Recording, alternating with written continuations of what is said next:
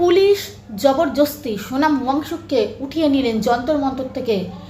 বলা হলো যে সোনাম ওয়াংচুক শরীরের অবস্থা এত খারাপ যে ওনাকে হাসপাতালে পাঠানো হয়েছে, কিন্তু ডাক্তার বললেন সোনাম ওয়াংচুক এর অবস্থা কিছুটা খারাপ, সেরকম কোনো অসুবিধা নেই। তবে কেন চাদরের তলায় লুকিয়ে সোনাম ওয়াংচুককে কিডন্যাপের মতো করে নিয়ে যাওয়া হলো? আচ্ছা, সরকার যদি জনতার কথা শুনতো তাহলে কী বা হতো? প্রতিবাদীদের সাথে একটু সংলাপ করত তাহলে কতটাই বা রাজনৈতিক ক্ষতি হতো? জনতা বারবার চিৎকার করে বলছে শিক্ষা ব্যবস্থা বা শিক্ষা জগতের ছবি আমাদের দেশে একদমই খারাপ, সেখানে সরকারের কোনো কর্ণপাত নেই।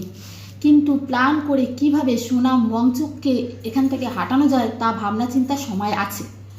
সরকারের যদি এত দেশের ক্ষুধার্ত নাগরিকদের জন্য চিন্তা হয়, তাহলে আমাদের দেশে হাজার হাজার ক্ষুধার্ত পাগল রোগী রয়েছে, তাদেরকে ধরে নিয়ে যাক না হাসপাতালে।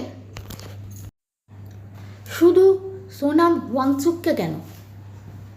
হঠাৎ করে কি সরকারের মনে পড়ে গেল যে সোনাম ওয়াংচুক একজন আমাদের দেশের গুরুত্বপূর্ণ ব্যক্তি, তাই তাকে এভাবে তুলে নেওয়া হলো? তাহলে 1 বছর তাকে জেলে রাখা হয়েছিল কেন? কিন্তু আমাদের দেশের জনতা এখনও চুপ থাকবে, কারণ সরকার জানে যে দেশে মন্দিরে চুরি হওয়াতে চুপ, 27 লাখ ভোটারদের ভোটাধিকার থেকে বাতিল করাতে চুপ, নিট সহিত অন্যান্য পরীক্ষার প্রশ্নপত্র ফাঁস হওয়াতে চুপ, তাহলে এই ব্যাপারেও চুপই থাকবে। তাই হয়তো এই রকম দুর্ব্যবহার জনতার সাথে।